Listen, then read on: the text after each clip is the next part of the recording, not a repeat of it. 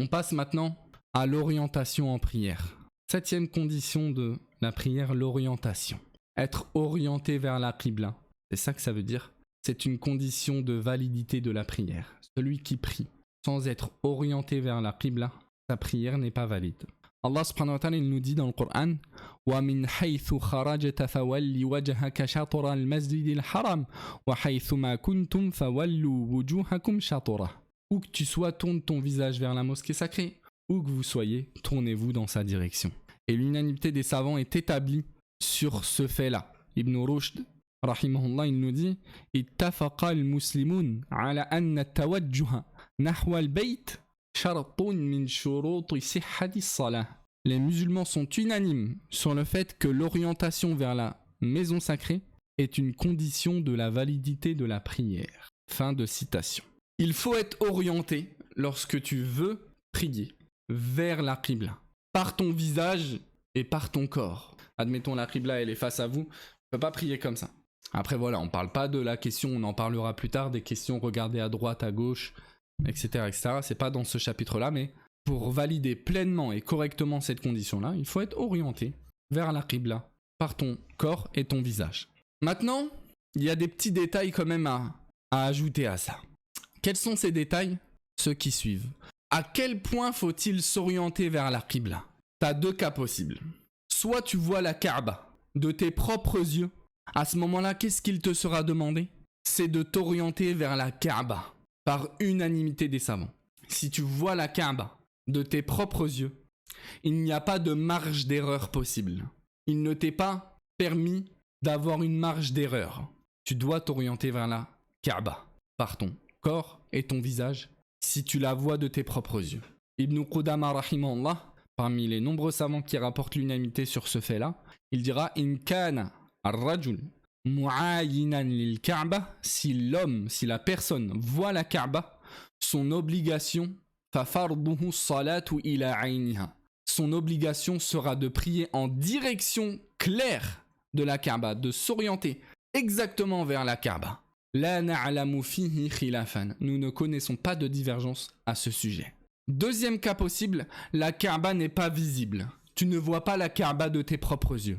Que ce soit parce qu'il y a un obstacle entre toi et la Kaaba, même si tu es proche de la mosquée, même si tu es dans la mosquée mais qu'il y a un mur qui t'empêche de la voir directement. C'est pas une notion de distance qui nous intéresse, c'est vraiment une vision par les yeux.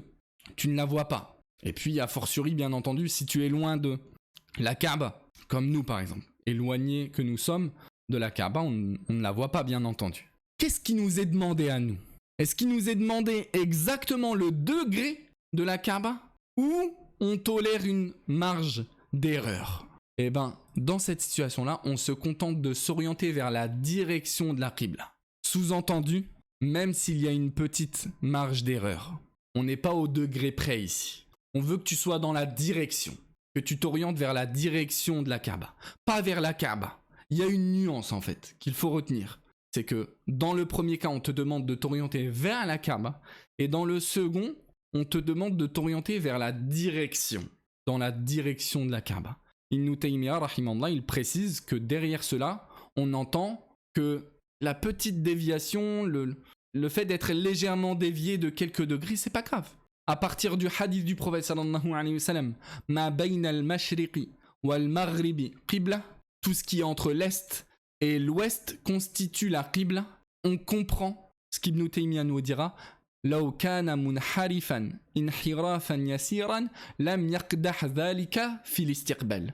S'il est légèrement désorienté, cela ne nuirait pas dans son orientation, dans cette condition-là. Maintenant, revenons sur ce hadith du prophète sallallahu alayhi wa sallam. Pourquoi il nous dit ça en fait? Tout ce qui est entre l'est et l'ouest constitue notre qibla. En fait, regardez ce dessin.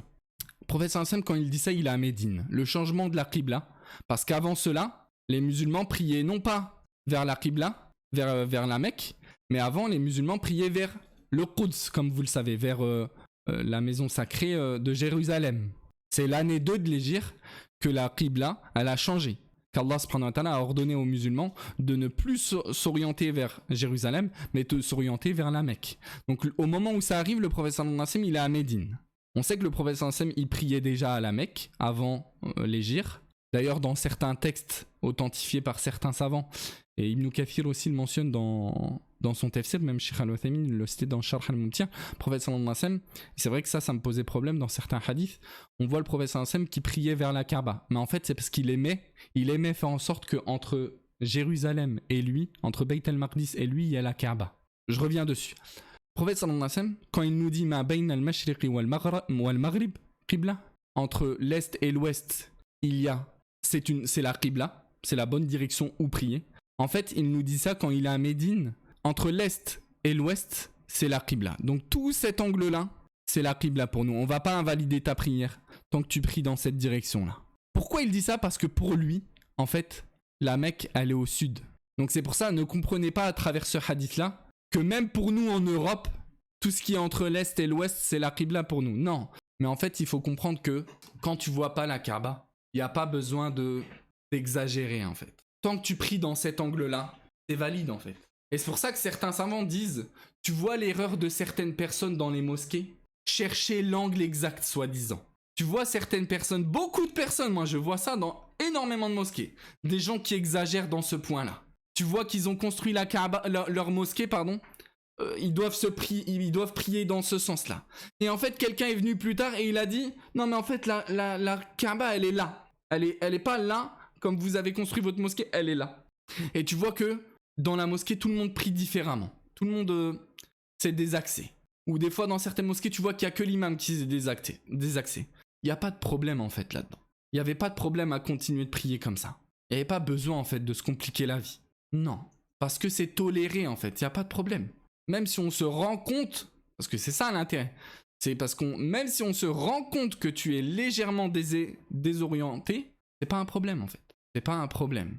Et savoir ça, ça peut t'éviter certaines galères quelquefois.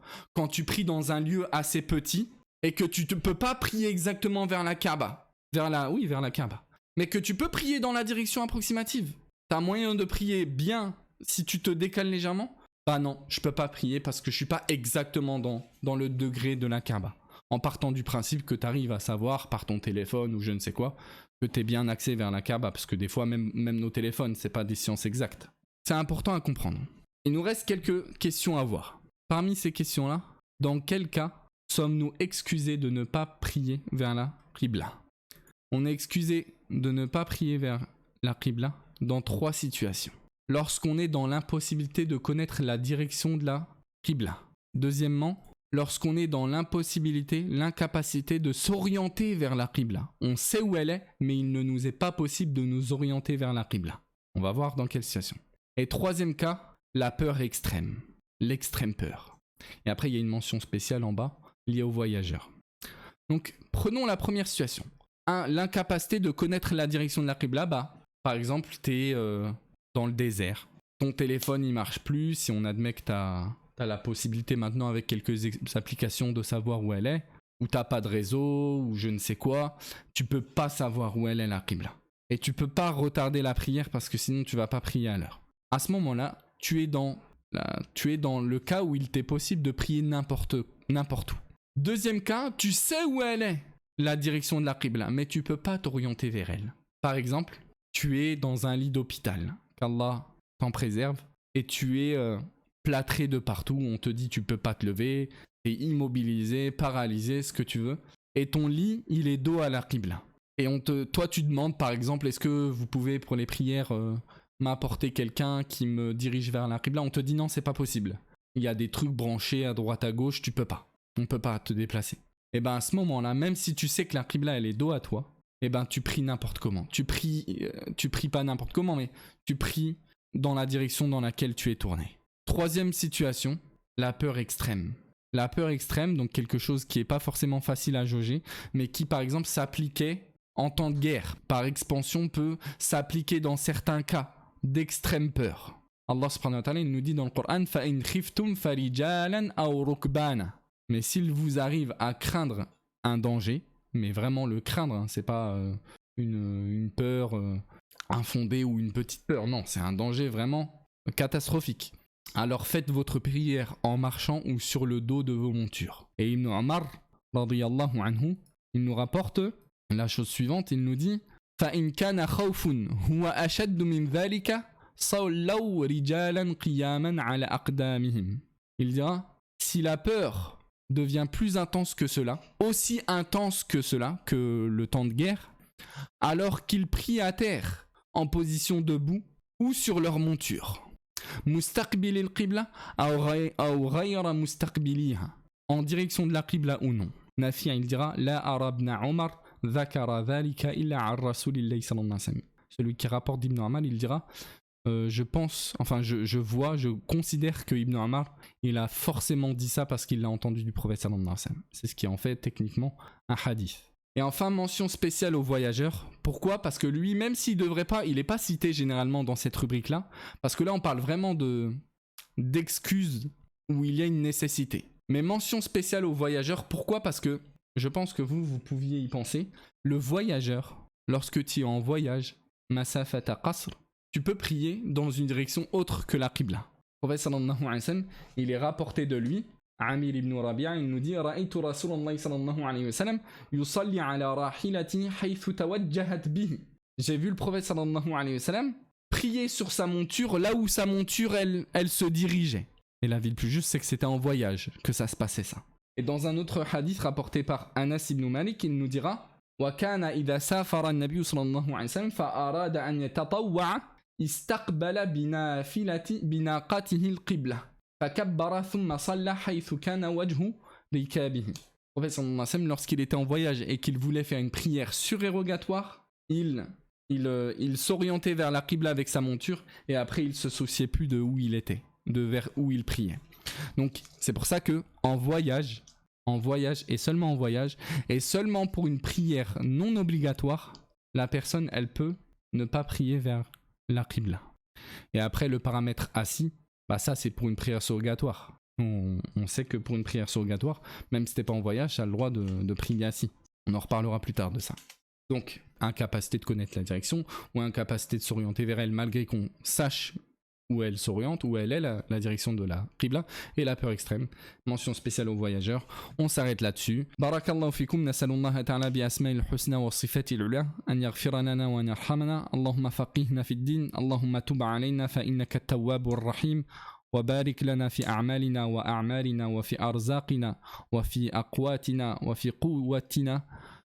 سبحانك اللهم وبحمدك أشهد أن لا إله إلا أنت أستغفرك وأتوب إليك وصلى الله وسلم على نبينا محمد وعلى آله وأصحابه أجمعين. بارك الله فيكم pour votre participation, pour votre présence, pour votre soutien, vos dons, etc. etc. Qu'Allah vous récompense. Et salam alaikum wa rahmatullahi wa barakatuh.